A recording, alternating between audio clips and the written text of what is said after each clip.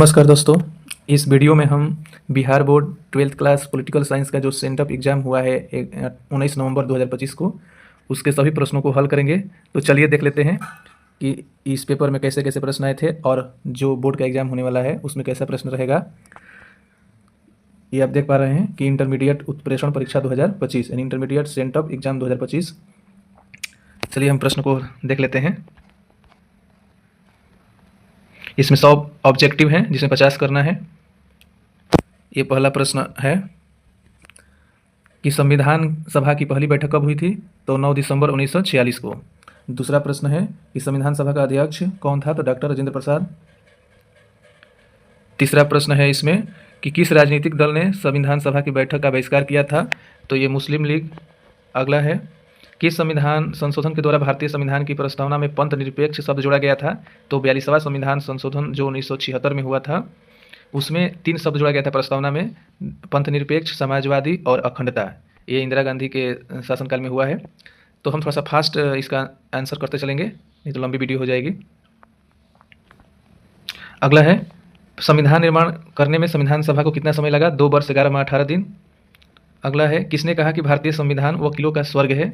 Professor Ivoire ginning. सबका answer tick कर दिए हैं, तो बस देखते रहिए। भारतीय संविधान कब लागू हुआ है? 26 जनवरी 1950। ये तो बहुत ही आसान प्रश्न है। अगला है वर्तमान में भारतीय संविधान में कितनी अनुसूचियां हैं? तो 12, जबकि मूल संविधान जो बना था उस समय 8 ही अनुसूचियां थी। बाद में 9, 10, 11, 12 यानी 4 अनुसूचियां बढ़ाई गई हैं संविधान संशोधन करके। अगला है डॉक्टर अम्बेडकर किस समिति के अध्यक्ष थे? तो प्रारूप समिति के अध्यक्ष थे, जिसके जिम्मा था संविधान का वो तैयार करना ढांचा। किस देश के संविधान से भारत की संघीय व्यवस्था प्रभावित है? तो कनाडा से। अगला है राष्ट्रपति की संकटकालीन शक्तियाँ किस देश के संविधान से ली गई है? तो वाइमर जर्मनी। जर्मनी के सिद्धांत से राष्ट्रपति की संकटकालीन शक्तियाँ जो 3 तरह के आपातकाल लगाया जाता है और उस आपातकाल में कैसे मूल अधिकारों का स्थगित या निलंबित किया जाता है उसके बारे में ये शक्तियाँ ली गई हैं। अगला है संविधान की प्रस्तावना को भारत की राजनीतिक जन्म कुंडली किसने कहा है? तो ये के एम मुंशी के द्वारा कहा गया है कि जो भारतीय संविधान की प्रस्तावना है वो राजनीतिक जन्म कुंडली है। अगला है 13वां प्रश्न, सर्वप्रथम किस देश में संघीय शासन की स्थापना हुई? तो संयुक्त राज्य America, USA, United state America. अगला है सर्वोच्च न्यायालय ने किस देश में संविधान के अमूल ढांचे का सूत्र निर्धारित किया है? तो केशवानंद भारती जो केस हुआ था, जो 13 जजों की संवैधानिक पीठ बैठी थी, उसमें यह निर्णय लिया गया कि जो संसद है वो भारत के संविधान में जो मूल ढांचा है उसमें संशोधन नहीं कर सकती हैं, ये आया था। अगला है 25वां, संविधान की किस अनुसूची में केंद्र एवं राज्यों के मध्य शक्तियों के वितरण का प्रावधान है? तो 7वीं अनुसूची में। 7वीं अनुसूची में 3 सूची हैं, संघ सूची, राज्य सूची और समवर्ती सूची। संघ सूची में 100 विषय, राज्य सूची में 61 विषय और समवर्ती सूची में 52 विषय हैं, जिसमें शक्तियों का विषय निर्धारित कर दिया गया है। अगला है संविधान के किस अनुच्छेद में अस्पृश्यता का उन्मूलन किया गया है? तो अनुच्छेद 17 में किया गया है, छुआछूत का अंत। कौन सा मौलिक अधिकार संविधान के मौलिक अधिकार की सूची से निकाल दिया गया? तो संपत्ति का अधिकार। 44वां संविधान संशोधन 1978 के द्वारा संपत्ति का अधिकार को हटाकर अनुच्छेद 300 क या 300 ए में रखा गया है। अब ये कानूनी अधिकार है, मौलिक अधिकार नहीं रह गया है। अगला है राज्य के नीति निर्देशक सिद्धांतों का उल्लेख भारतीय संविधान के किस भाग में किया गया है? तो भाग 4 में।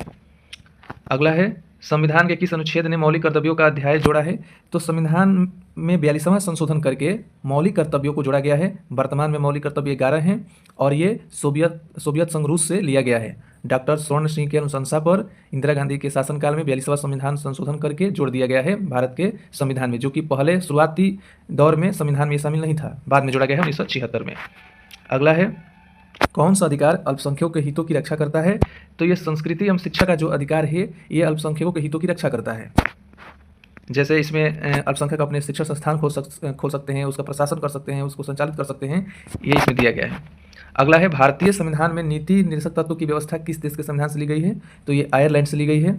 अगला है किस अनुच्छेद के अंतर्गत राज्यों में राष्ट्रपति शासन लागू किया जाता है? तो 356 के तहत राज्यों में जब राज्य सरकार संवैधानिक तरीके से शासन नहीं चला पाती हैं तो राज्यपाल राष्ट्रपति से अनुशंसा करता है और राष्ट्रपति उस राज्य में राष्ट्रपति शासन लगाते हैं।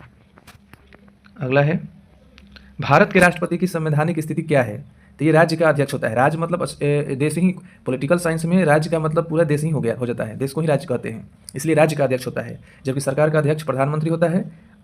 अगला है भारतीय संविधान के किस अनुच्छेद के अंतर्गत राष्ट्रपति पर महाभियोग लगाया जा सकता है? तो ये अनुच्छेद 61 के तहत जो है इसमें लगाया जा सकता है राष्ट्रपति पर महाभियोग।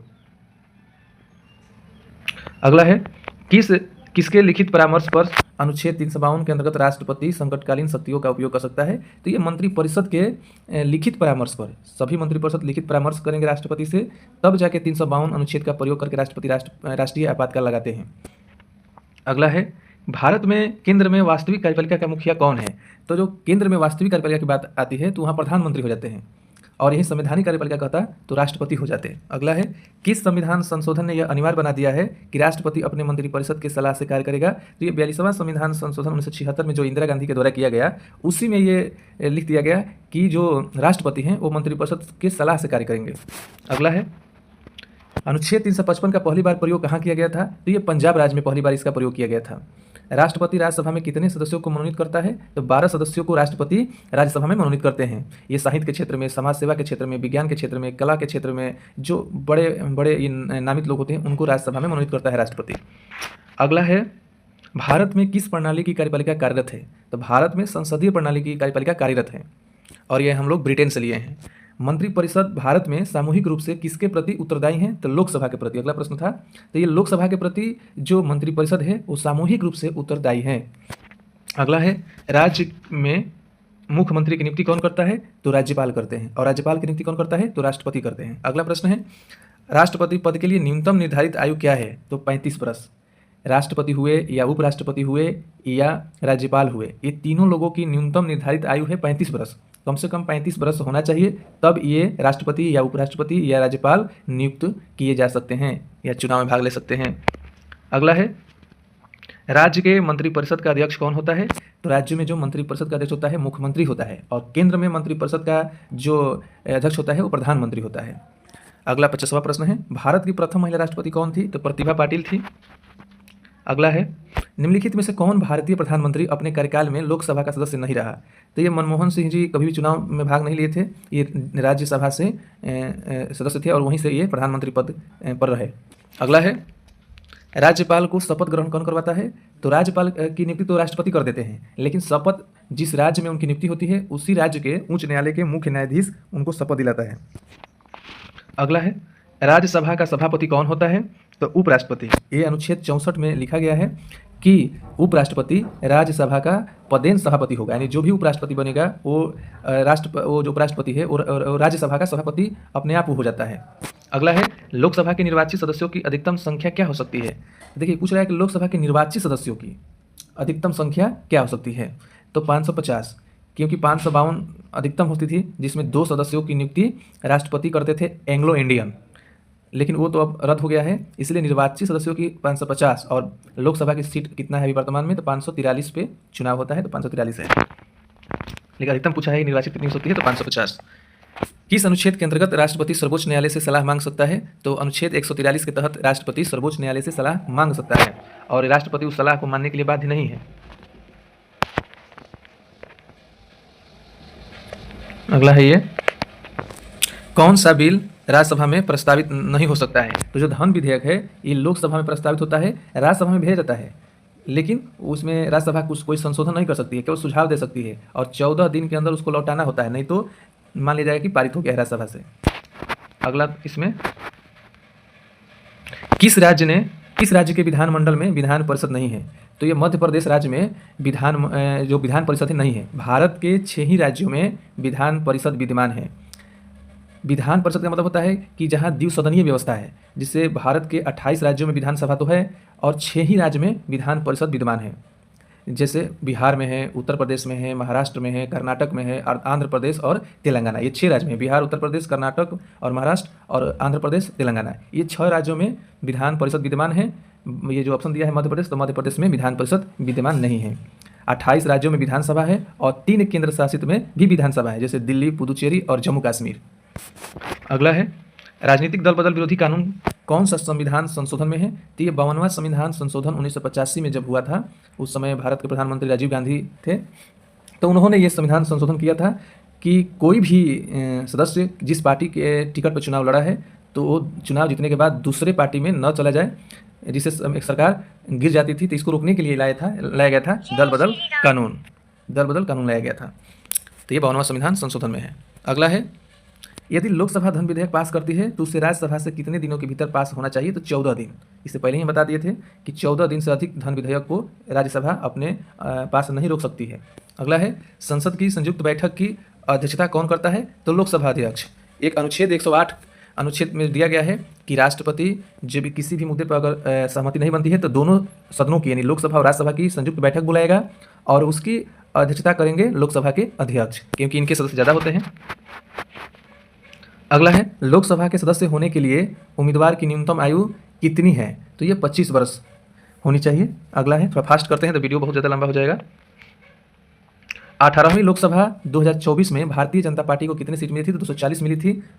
अगला है, निम्न में से कौन भारतीय संसद का अंग नहीं है? तो भारतीय संसद का अंग 3 होते हैं, लोकसभा, राज्यसभा और राष्ट्रपति, जो कि उपराष्ट्रपति नहीं होगा इसमें। अगला है, धन विधेयक संसद में पेश करने से पहले किसकी अनुमति लेना आवश्यक है? तो राष्ट्रपति की अनुमति लेना आवश्यक है। जब भी धन विधेयक संसद में पेश होता है तो पेश करने से पहले राष्ट्रपति की अनुमति लेना आवश्यक होता है। अगला है, लोकसभा का विघटन कौन कर सकता है? तो ये राष्ट्रपति करते हैं लोकसभा का विघटन।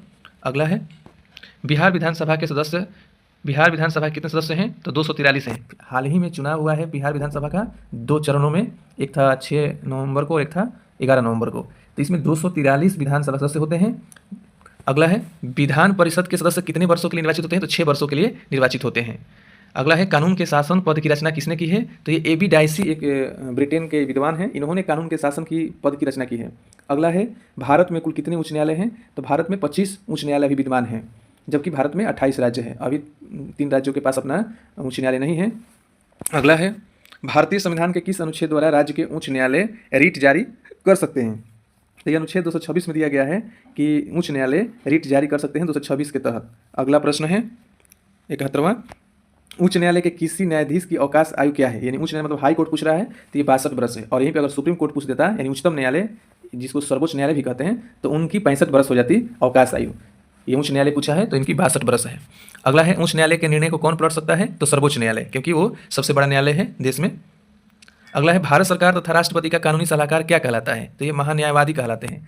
ये महान्यायवादी की नियुक्ति राष्ट्रपति करते हैं, अनुच्छेद 76 में दिया गया है, और ये भारत सरकार का कानूनी सलाहकार होता है। सर्वोच्च न्यायालय का न्यायाधीश किसे त्यागपत्र दे सकता है? तो राष्ट्रपति को। अगला है, सर्वोच्च न्यायालय में मुख्य न्यायाधीश सहित कुल कितने न्यायाधीश हैं? तो सर्वोच्च न्यायालय यानी सुप्रीम कोर्ट में 1 होते हैं मुख्य न्यायाधीश और 33 होते हैं अन्य न्यायाधीश, तो टोटल हो गए 34 न्यायाधीश। अगला है, भारतीय संविधान के किस अनुच्छेद में चुनाव आयोग के संगठन और कार्यों का वर्णन किया गया है? तो 324 जो अनुच्छेद है उसी में किया गया है। अगला प्रश्न है, भारत के चुनाव आयोग में मुख्य चुनाव आयुक्त सहित कुल कितने सदस्य हैं? तो ये 3, 1 होते हैं मुख्य चुनाव आयुक्त और 2 होते हैं अन्य चुनाव आयुक्त, जिनकी नियुक्ति राष्ट्रपति करते हैं। भारत के मुख्य निर्वाचन आयुक्त को हटाने की शक्ति किसे प्राप्त है? तो संसद को। इस पर भी उच्च न्यायालय के न्यायाधीशों की तरह ही हटाया जाता है महाभियोग लगाकर, इसलिए संसद को अधिकार दिया गया है हटाने का। राज्य के चुनाव आयुक्त की नियुक्ति कौन करता है? राज्यपाल। राज्य में जो चुनाव आयुक्त होता है उनकी नियुक्ति राज्यपाल करते हैं। इनका इसके जिम्मा होता है राज्यों में पंचायतों का चुनाव कराना, नगर निकायों का चुनाव कराना, ये राज्य निर्वाचन आयुक्त का कार्य होता है। अगला है, किसे भारतीय संविधान का संरक्षक कहा जाता है? तो सर्वोच्च न्यायालय को भारतीय संविधान का संरक्षक कहा जाता है। अगला है, पटना उच्च न्यायालय की स्थापना कब हुई थी? तो 1916 में हुआ था, 3 फरवरी 1916 में इसका गठन किया गया था। अगला है, निम्न में से कौन समवर्ती सूची का विषय है? तो विवाह और तलाक। समवर्ती सूची में वैसे विषय या वैसे कानून रखे जाते हैं जो केंद्र और राज्य दोनों उस पर कानून बना सकें, और संघ सूची में वैसे विषय रहते हैं जो केवल केंद्र सरकार कानून बनाएंगे, और राज्य सूची में वैसे विषय हैं जो स्थानीय महत्व के हैं यानी उस पर राज्य सरकार कानून बनाती है। अगला है, लेकिन इसमें भी एक थोड़ा आपातकाल जब आता है तो उस समय राज्य सूची के विषय पर भी केंद्र सरकार कानून बना सकती है, यानी आपातकाल की स्थिति में। अगला है, भारतीय संविधान के अनुच्छेद 40 के अंतर्गत राज्य किसकी स्थापना करेगा? तो अनुच्छेद 40 के द्वारा ग्राम पंचायत की स्थापना राज्य करेगा। ये DPSP यानी राज्य के नीति निर्देशक तत्व में दिया गया है। अगला है, पंचायती राज दिवस कब मनाया जाता है? तो 24 अप्रैल को, क्योंकि 24 अप्रैल 1993 में लागू हुआ था 73वां संविधान संशोधन और 74वां संविधान संशोधन। देखिए आगे दिया भी हुआ है कि 73वां और 74वां संविधान संशोधन कब लागू हुआ था? तो 24 अप्रैल 1993 को। अगला है, भारत के किस राज्य में सर्वप्रथम पंचायती राज प्रणाली की स्थापना हुई? तो राजस्थान में हुआ था, नागौर जिला में 2 अक्टूबर 1959 को पंडित जवाहरलाल नेहरू के द्वारा पहली बार ग्राम पंचायत की स्थापना किया गया था। अगला है नगर निगम के निर्वाचित अध्यक्ष कौन होते हैं? तो ये महापौर कहलाते हैं। अगला है भारत में कितने स्तरीय पंचायती राज प्रणाली की स्थापना की गई है? तो भारत में त्रिस्तरीय की गई है, यानी गांव लेवल पर ग्राम पंचायत, ब्लॉक लेवल पर पंचायत समिति और जिला लेवल पर जिला परिषद, ये 3 स्तर पे होते हैं पंचायती राज। अगला है, और इसकी अनुशंसा किए थे बलवंत राय मेहता समिति, जो 1957 में बनी थी। अगला है पंचायतों के चुनाव कितने वर्ष में होते हैं? तो 5 वर्ष में होते हैं। अगला है राज्यों के पुनर्गठन आयोग के अध्यक्ष कौन थे? तो ये न्यायमूर्ति फजल अली थे। अगला है पंचशील समझौता किन 2 देशों के बीच हस्ताक्षरित हुआ है? यानी पंचशील समझौता जो है ये किन के बीच हुआ था? तो ये भारत और चीन के बीच हुआ था, और ये कब हुआ था? 1954 में हुआ था। अगला है सन 1972 में भारत और पाकिस्तान के बीच किस समझौते पर हस्ताक्षर हुआ? तो ये शिमला समझौता में हुआ था, क्योंकि ये 1971 में जब भारत पाकिस्तान के बीच युद्ध हुआ तो बांग्लादेश का गठन हुआ, और बांग्लादेश के बाद ये जो 93,000 भारतीय को द्वारा जो वहाँ का पाकिस्तान का फौज था उसको सिलेंडर कराया गया था, तो उसको छोड़ने के लिए समझौता सबको हुआ था। शिमला समझौता 1972 में हुआ था। अगला है प्रथम गुटनिरपेक्ष सम्मेलन के अध्यक्ष कौन थे? तो मार्शल टीटो। प्रथम गुटनिरपेक्ष सम्मेलन का अध्यक्ष मार्शल टीटो बने क्योंकि ये यूगोस्लाविया की राजधानी बेलग्रेड में हुआ था और वहाँ के ये राष्ट्रपति थे, इसलिए इन्होंने अध्यक्षता की थी। और गठन में ये मार्शल टीटो, जवाहरलाल नेहरू और नासिर, तीनों लोग का बहुत योगदान है गुटनिरपेक्ष आंदोलन में। जो कि सुकर्णो है, ये इंडोनेशिया के अध्यक्ष थे। इंडोनेशिया तो यहाँ पे बांडुंग सम्मेलन कराए थे 1955 में सुकर्णो के द्वारा, यानी इसका उत्तर होगा मार्शल टीटो प्रथम गुटनिरपेक्ष सम्मेलन के अध्यक्ष थे। अगला है भारत ने पहला सफल परमाणु परीक्षण कब किया था? 1974 में किया था, लगभग मई का महीना था उस समय। 1974 में इंदिरा गांधी भारत की प्रधानमंत्री थी, उसी समय हुआ था। अगला है मैकमोहन रेखा कहाँ स्थित है? अरुणाचल प्रदेश में है। ये जो मैकमोहन रेखा है भारत और चीन के बीच 1914 में निर्धारित हुआ था, और भारत के किस राज्य में पड़ता है? तो अरुणाचल प्रदेश में पड़ता है। अगला है सार्क का प्रथम सम्मेलन किस देश में हुआ था? तो ये बांग्लादेश में हुआ था, ढाका में। निम्नलिखित में से कौन देश सार्क का सदस्य नहीं है? तो म्यांमार नहीं है, क्योंकि सार्क में वर्तमान में 8 सदस्य देश हैं, भारत, नेपाल, भूटान, पाकिस्तान, अफगानिस्तान, मालदीव और श्रीलंका और ये बांग्लादेश, ये 8 देश हैं जिसमें म्यांमार नहीं है। अगला है अंतर्राष्ट्रीय न्यायालय का मुख्यालय कहाँ स्थित है? तो द हेग में है अंतर्राष्ट्रीय न्यायालय का मुख्यालय। अगला है चंद्रयान 3 का सफल प्रक्षेपण भारत में किस वर्ष हुआ था? तो 2023 में हुआ था। अगला है संयुक्त राष्ट्र संघ के सुरक्षा परिषद में कितने अस्थायी सदस्य हैं? तो 5। इसमें 5 सदस्य अस्थायी हैं, चीन, रूस, अमेरिका, ब्रिटेन और फ्रांस। यही 5 देशों को वीटो का अधिकार प्राप्त है, और भारत भी सुरक्षा परिषद के अस्थायी सदस्य के तौर पर बार बार अपनी भागीदारी वहाँ पे दर्शाता है। अब आने वाले समय में भारत को भी इसमें शामिल किया जा सकता है, लेकिन वर्तमान में 5 ही देश इसमें हैं। तो ये रहा सभी बहुविकल्पीय प्रश्न, 100 प्रश्न, सबका हमने उत्तर बता दिया है। इसमें टिक लगाया था और फास्ट तरीके से लेके चला हूँ, क्योंकि बहुत ज़्यादा वीडियो लंबा हो जाएगा। और देख लेते हैं कि इसमें ये प्रश्न कैसा आया था, जो लिखने वाला था सब्जेक्टिव। ये 2 नंबर का प्रश्न होता है, तो इसमें 30 पूछा जाता है, इसमें 15 हल करना होता है। जैसे गणतंत्र से आप क्या अभिप्राय है, कानून का शासन क्या है, ये सब आप लोग तैयारी कर ही चुके होंगे, क्योंकि अब तो 2 महीने में बोर्ड का एग्जाम होने वाला है। ये दिखा दे रहा हूँ, क्योंकि इसको हल कराएंगे तो बहुत टाइम लग जाएगा। तो ये रहा प्रश्न, ठीक है, अच्छे से मिला लीजिएगा पेपर। ठीक है, धन्यवाद।